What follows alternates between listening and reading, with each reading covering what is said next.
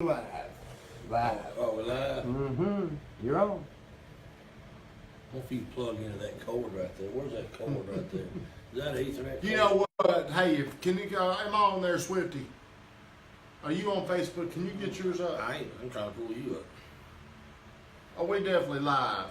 We are definitely live. Can you go on, yeah. Hey, do you, Switch, do you see this plug here? You see where it goes?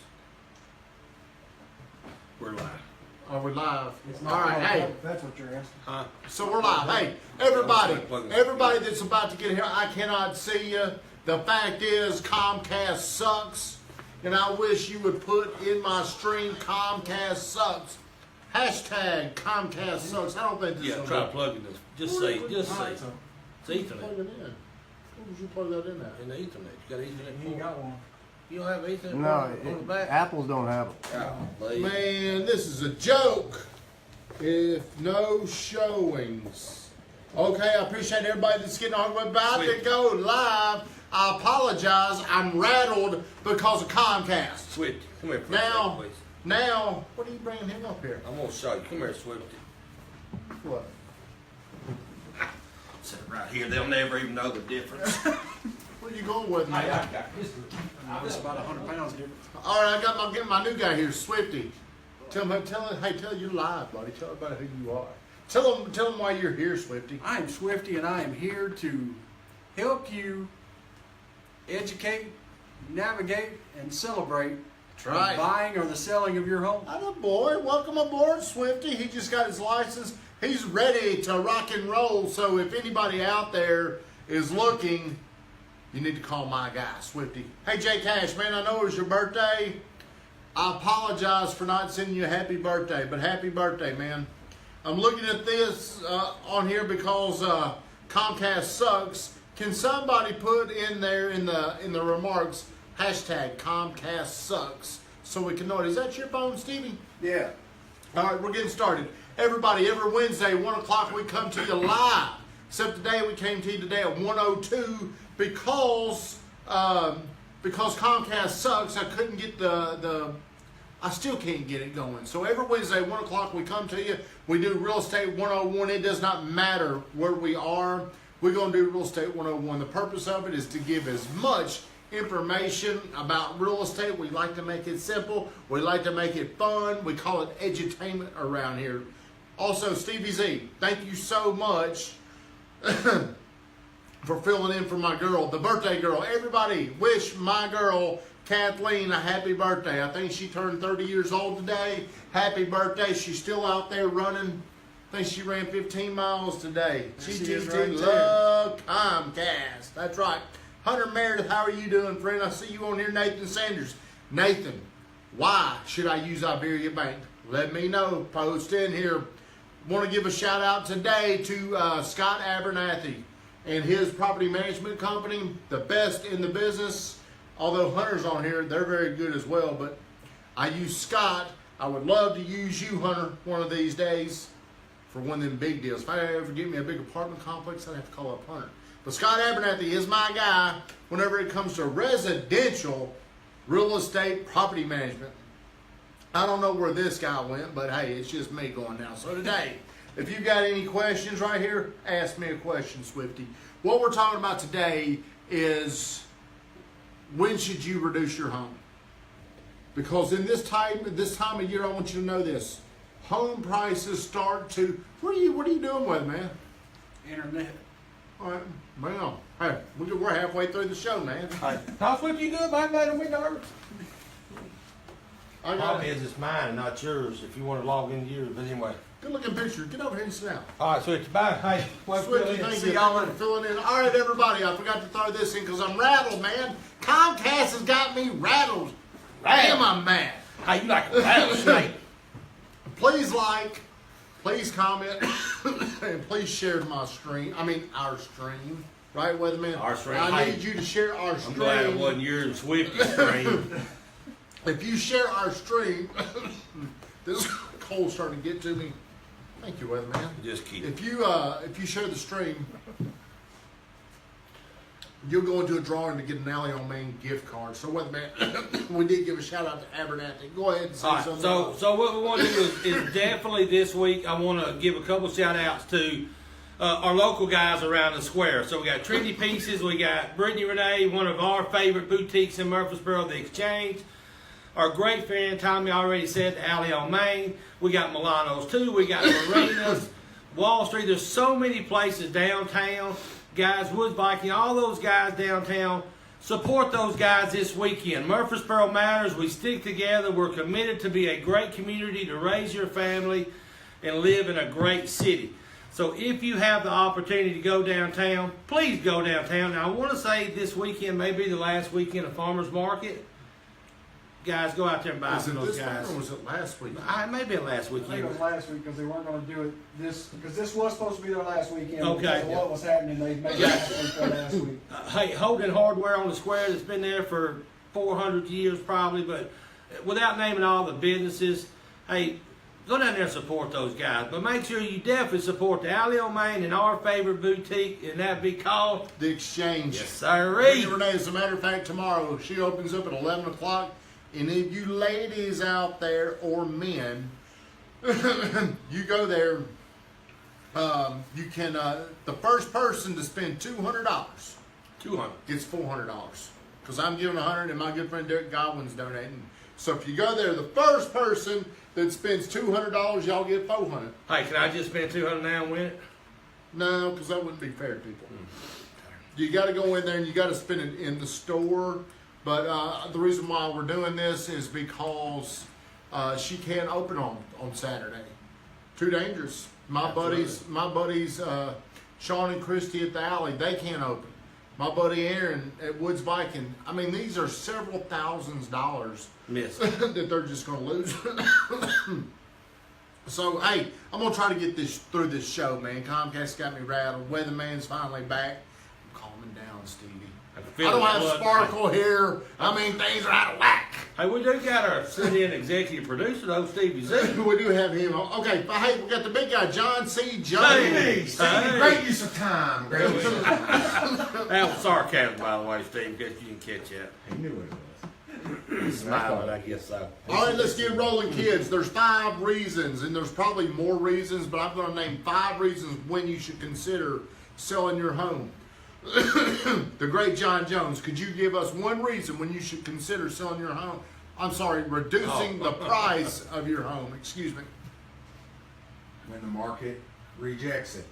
When the market rejects it. Ding, ding, ding. Okay, so how long does it take to know? Depends on price point, depends on market, but in our market right now, if you've got an under $300,000 house and it probably doesn't have a contract on it within 14 days, you probably have a pricing issue.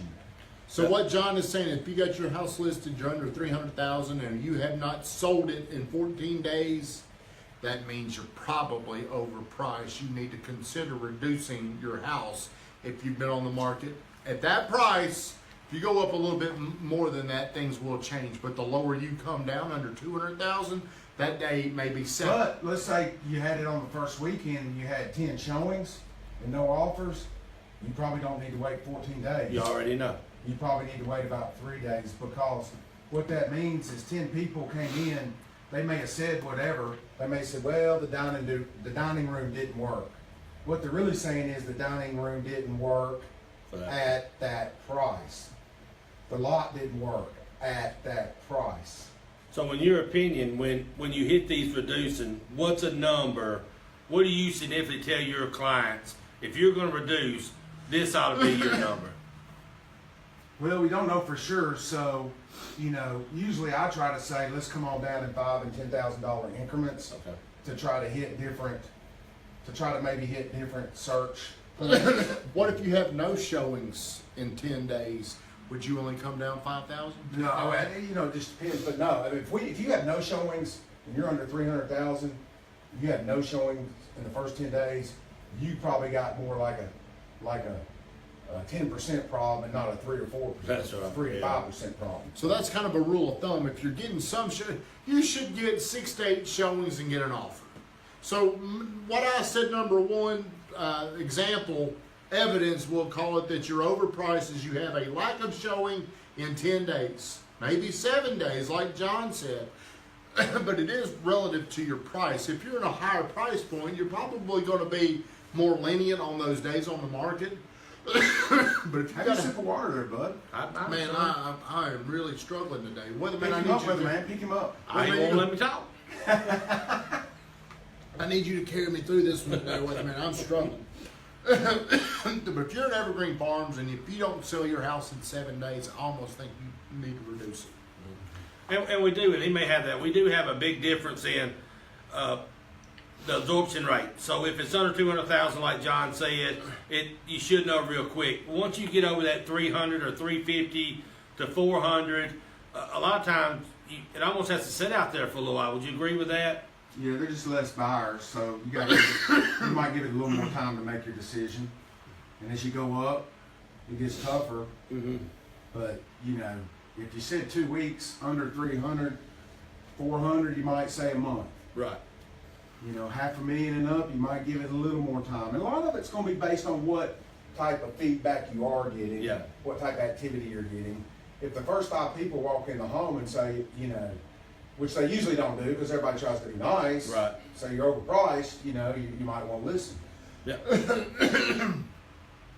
Number 2, 8 to 10 showings and no offers. We had a house listed for a day, and there's been 10 showings, no offers. You know what I'm ready to do? Tell me. Really? Yeah. After 1 day. Well, Now, how would what's the price point? 209? What would you reduce it to? 199? I would. Yeah, because I think if the house is definitely, if the house is worth 202 or 203, somebody made you an offer on it. I Don't you think too. so? You may have a better chance of getting that number going down to 199 and multiple offers coming in that pushes people. Now, some people, like our sellers, Tommy, they'll say stuff like, you know, they think that's just our way to try to make it easy on ourselves. But Tommy, why do we go ahead and try to find the right price as quick as we can? How does that benefit a seller? It's okay to make a mistake as long as you can correct it immediately. Stats show us if you reduce 1 time, you're going to probably reduce 2.7 times. So it's better to go ahead and get out in front of it, because the longer something's on the market, the harder it will be to defend your price. So if we know you're overpriced after 5 days, why not go ahead and do it? What would you say, big guy? Yeah, I agree. So let's say you have a house and it's under 250, it doesn't sell. You got all kinds of showings. You have 24 showings. They don't want to reduce it. Finally, 40 days later, they decide to reduce it. Why does that not have the same impact that it would have if you did it in the first week? Because of days on the market, people think there's obviously an issue with the house, or there's a big red flag in my opinion. And as me as a real estate agent, that's one of the very first things I go to is days on market. Mm-hmm. You know, after I see the price, of course, I'll go to see, is it 1 day, is it 0 days, is it 3 weeks? So it kind of gives me an idea of what I'm getting into when I look at the house. So if a home's been sitting out there 40 days and a buyer's eyes light up when they go in the home, usually the first question they ask, if they're interested, they ask 2 questions. One is, wonder why nobody's bought this yet, right? Because they need validation. Mm-hmm. Number 2 is, how long's it been on the market? If they hear a number that's higher than it should be, what do they start thinking? I bet I can get it cheaper. Or what's wrong, or that, or either way, it ain't good for the Right, seller. absolutely. Now, they never ask this question, do they? When did have they reduced it? Or when did they reduce it? They don't even know. All they know is it came up on their little computer this morning at this price. And then they're looking at how many days it's been on the market. Now, a good agent may go, you gotta understand, folks, they were here at 209, they just reduced it to 199 today. That's why it shot you that email. Now I think these guys are in the market. Yeah. Most agents aren't gonna do that. No, that's true. Very true. So, in your opinion, why, and this happens a lot, is it because the pictures are so good now, but how does a house that's overpriced get so many showings quick, but no offers? Lack of inventory. Like of inventory. Okay, okay. So folks out there selling houses, if you have a house and it's overpriced and you're getting a lot of showings and no offers, these are from the two smartest guys in the business. It's because we have a lack of They're inventory. hoping. Buyers out there are just hoping it to be okay. Yeah, there's something. And worth pictures looking are at. deceiving. I mean, Yeah. pictures have gotten better. You look on there and say, that looks like a pretty clean house, but then you get over there and you realize, boy, these hardwoods need to be done. I didn't know it backed up to I-24. Thanks for Yeah. leaving that out, you know. They didn't look at their tax record, you know, whatever. Yep. But they're just, I mean, they're just throwing poop against the wall because they're looking at everything. Yeah. Number 3, and John's already hit on this, but if you've had no offers after 20 to 30 days, it should be mandatory you reduce it. Because you're really hurting yourself because of what we were just talking about. People are buying something because of their confidence they have in that house. How can they justify paying full price for something that's been on the market for 45 days? The longer you wait to reduce, more likely you'll reduce 2 to 3 times. Yes. and most there's a buyer's agent, there's a listing agent in this market, and they're great both. And there's some people that do both. And not since John's here, but John really does a lot of listings. I guarantee you have that conversation with your folks, don't you? That's probably one of the key things as far as if it don't sell by this period, we need to reduce it to this price. And I don't think a lot of agents do that. Not saying they beat anybody. So what happens is you get these emotional roller coasters and people get offended. Well, I just tell them, you know, we got to listen to the market. We may not like what they're saying, but we got to listen to the market because the market doesn't care what you want to net. They don't care how much it costs you to build that house. Right. They don't care. They're buying by comparison, you know? Yep. So let me ask you this question, because I get this a lot from sellers. Okay, we're out there 30 days, we go in and we say, hey guys, I've had all these showings, the market's clearly telling us we're not even that close because we ain't got an offer. Let's bump it down 10,000. They go, why won't somebody just make us an offer? It's a good question, isn't it? Why won't they just make us an offer, even if it's low? So if I got a house at 200 that needs to be at 189.9, why hasn't somebody come in there and made them a 185 offer yet? Why is that? I think it's 2 reasons. One, they don't really want to. It's 3 reasons. Richard Neese, thank you for being on here, man. I can barely talk, like I told you.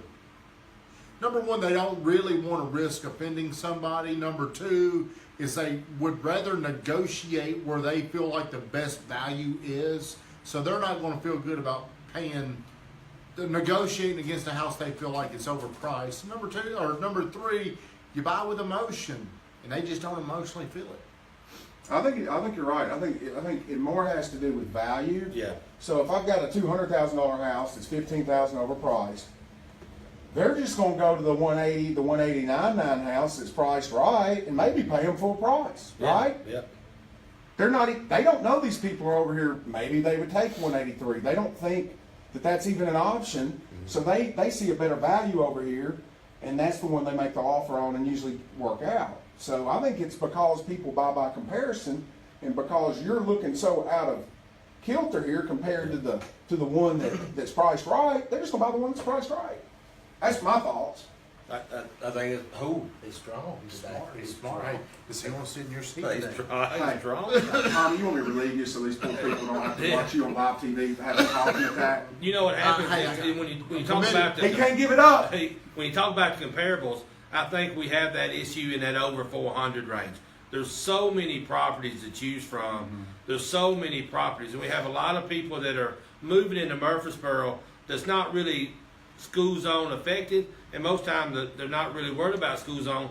So they're looking at everything, and so And it's not just square footage. exactly It right. could be value has a lot of different factors. You know, it's square footage obviously plays in it. Trim packages. The amenities they put in the home. Yeah. That location. You know, am I in this subdivision that's well thought of and really holds its value, Right. or am I in this subdivision where it's a little bit shakier maybe? So there's so many things. I think we could do a whole show on why square footage ought to be outlawed. Yeah, I You know, agree. because our whole market, everything's about price per square foot. Well, it's the most unfair way to gauge, in my opinion, what a true home is worth. You know, because floor plan designs can make a house. I can build a 2,500. You can build a 2,500. Yeah. We choose a different design, and I'm spending $15,000 more right there. You know what I'm Easy, saying? yeah. Or the stuff I put in it can swing it. My master bath, or your master bath could have 10, 15,000 more value in it than mine does. But we get so caught up in square footage right now. But isn't that's an appraisal? That's what our appraisals are based on, correct? No.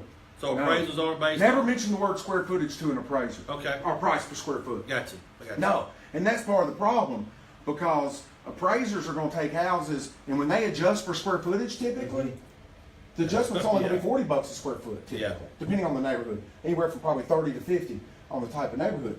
So if you got a house that's, you know, you got a 2,500 square foot house, and it just sold, and my house that's getting comped or appraised is 2,300 square feet, and everything about our homes are the same, except square footage.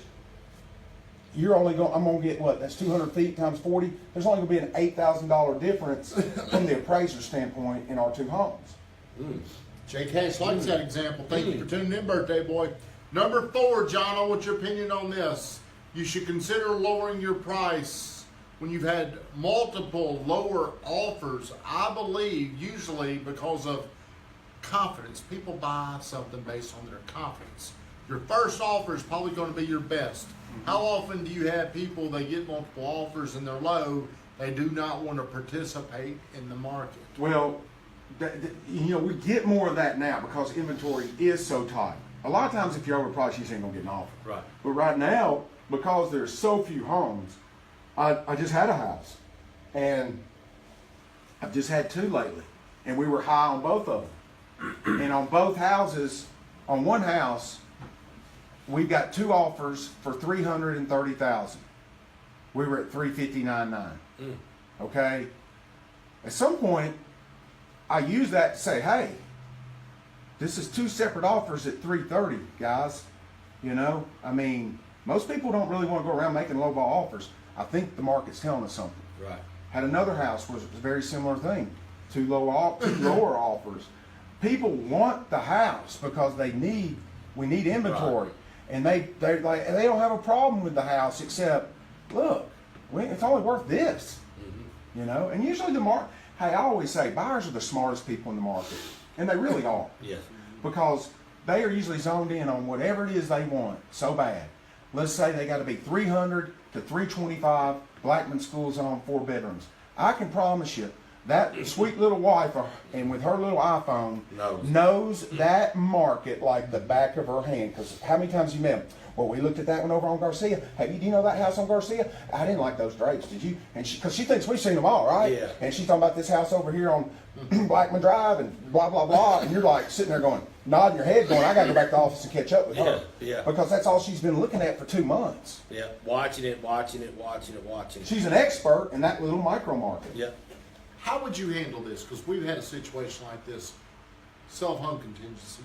I think that has really hurt showings now because the technology companies like Zillow, Realtor.com, they no longer will show a contingency on their system. But that's because our MLS system. Yeah, it's because but even on our real tracks, which is what we look at every day, as soon as something has to sell a home on it, it turns to different color, right? It goes to yellow. Once it goes to yellow, No, it's no longer in there. It goes to contract. It's Under in contract. their contract. I know, that's what I'm saying. It don't even say active. It goes to a Right. different color. So goes even bright yellow. even if it's still set, I miss it. I don't even look at it. Yeah.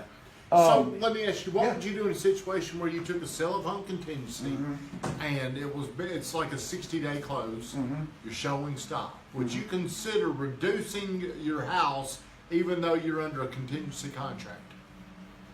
Can you do that? It's a hard sell because the offer they have in hand, even though it ain't worth a crap till somebody sells their home, is higher, and they're gonna you know how human nature is, they're gonna lean on that. But do you think even if you lower the price because of our new MLS system, it's still going to attract? Oh, I don't even know. That's why, you know what I'm doing right now? Instead of these stupid 24-hour, 48-hour first right refusals, which are just bullcrap because they mean nothing. Right. They don't mean anything. I think if you've got a good little house to sell, if I'm representing a good little house to sell, and my guy wants to go buy this house, but he is just scared to death to put his on the market till he knows this thing over here is secured. I think you're better off going to that seller and saying, look, I want to put you, here's what I want to offer you for your home, okay? And give me 7 days. You can keep showing your house. I don't care if somebody shows it. Just let them know you got a contract. In 7 days, you're gonna know if you can sell it to somebody else or not. Good, yeah. Give me 7 days to get this home under contract. That's how confident I feel we will do it. That's good. Plus, it gets my seller priced right. It gets us ready to go. And you know what? The worst case, the other seller, he keeps his home on the market, and he's, you know, most people that we're going to be looking at house will still go look at it, and they'll wait 7 days to figure it out if they like that home. You know what I mean? They'll stay in that, and that way you can kind of keep everybody going. But I hate selling home contingencies. You do. Everybody we does. do. Yeah. People get their feelings hurt. All kinds of crazy stuff goes on, and it's just If that's the only offer you're getting, though, does that mean you're a little high? probably. Probably. And why do you believe that? Because if that's the only offer I'm getting, because usually a sell of home contingency person knows they're kind of asking you to do a lot, so they're usually willing to pay a little bit more in that offer. Yeah. Which is kind of good. And don't get me wrong, if I've got a home that's been sitting 120 days and I can't get my people to reduce it, and along comes a seller with a sell of home contingency, and I ask their agent what home do they have to sell, and they tell me a little evergreen at 189.9, it'll sell in about 32 minutes. Yeah. Then guess what? I'll take advantage of our situation and say, hey, let's take it. You know, God's shining on you today. What you checking out, Stevie? He just bumped the table a little bit. That's all right. That's all right. Y'all are still in. Well, hey, I got a question. So That's there's good. and I don't know if it's happening as much now because we did get this little lull, this little lag this time of year. Right. Which, what do you think about listing a house a little bit under that I've seen happen a lot to pull more people in to go higher? Is that hurt you on appraisal? So what's your opinion on that? I think you got to look at it from every situation is different. But I think if you look at it and you're in a real hot area, okay, and the comps are kind of moving up a little bit, and you feel like there's so much demand for that area, and the question is this: the question is, do I list this house at 2099, which might set a new record over here because the last one sold at 205 in July, okay, peak time by the way, or do I take this sucker down to 199.9 to where, you know, it's probably more where it probably should be, but we're pushing it. I think you're better off at the 199.9, and I'm gonna tell you why. You're gonna you're gonna get more demand, more people are looking at it. You're gonna probably create a multiple offer, and the house. Here's what's cool right now: if we screw up, which we can because the market is so volatile, if we screw up, the market usually fixes us. Yeah. The market will work that house up back to where it should be. And I don't think it messes with you on appraisals. I mean, I think you talk to the appraiser and let him know, hey, this is what happened. We priced it aggressively, but here's the two comps I think that should support it. Right. J Cash has a question. What do you say to sellers who get upset when the home doesn't sell where you had it originally priced?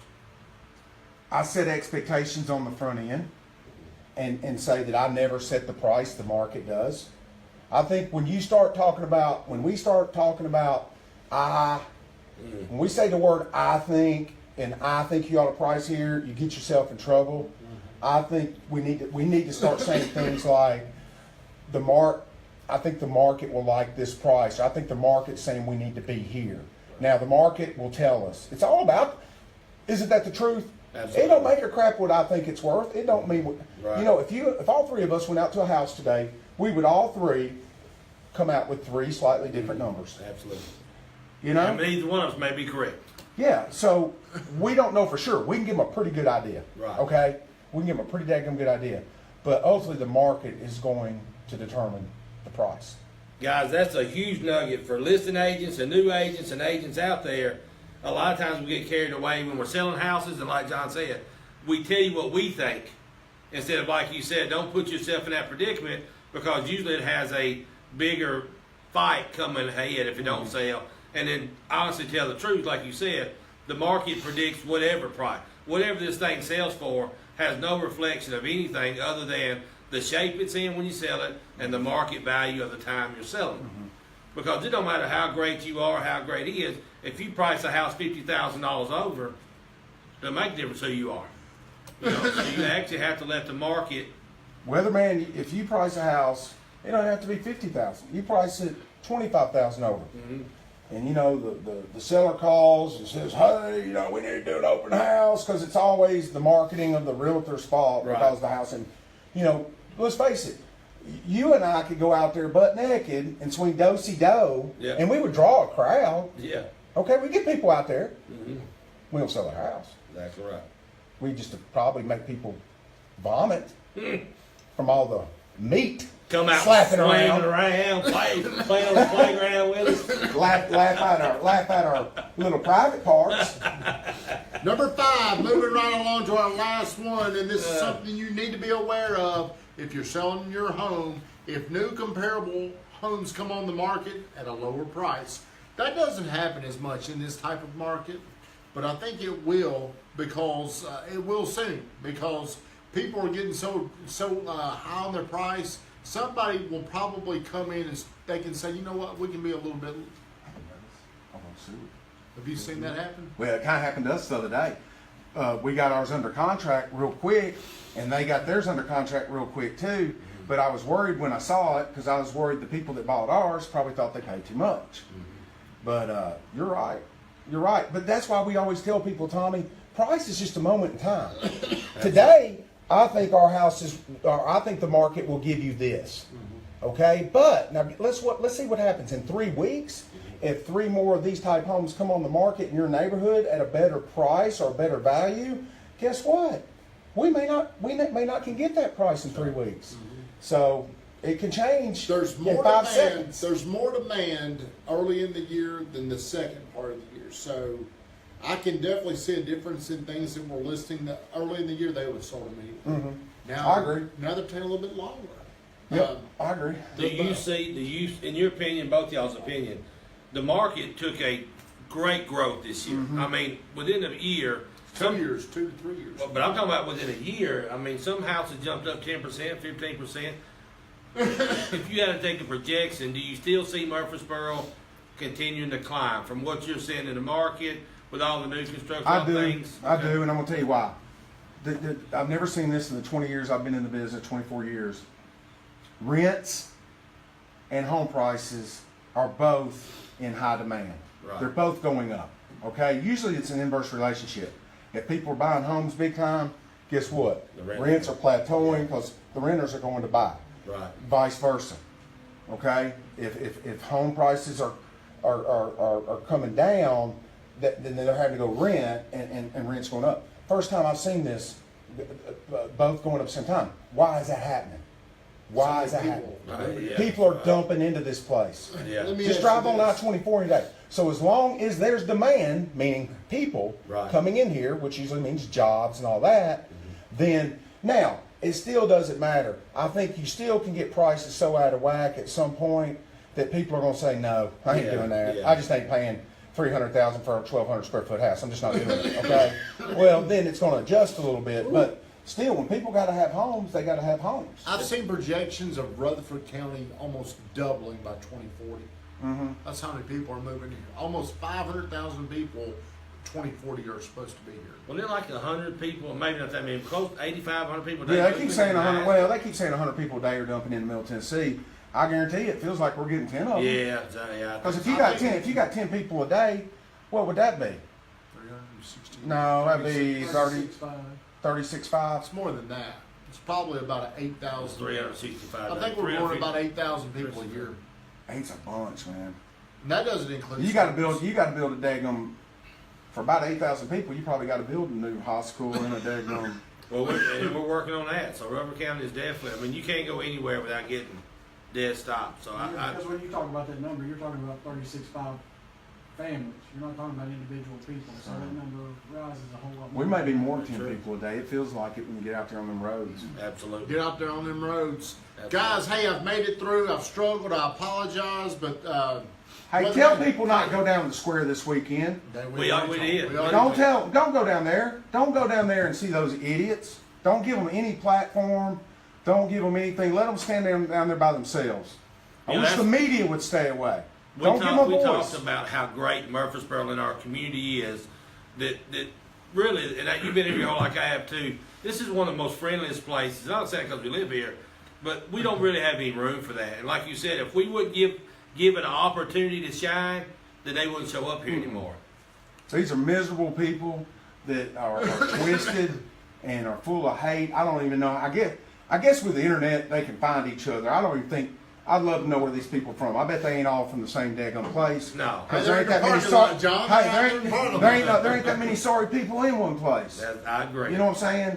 So I hate that they're coming to our town. But you know what? You know what I'm gonna be doing while they're up there marching? Watch football. I'll be watching football. Now I will not go near them. I hope they're up there by themselves. Yeah. And if you go out there to try to sneak a peek, I think you're absolutely crazy. Yeah. You know, I was thinking about that this morning. Somebody's or multiple people, their lives will change this weekend. They'll either go to jail, they'll get hurt, or Yeah. worse.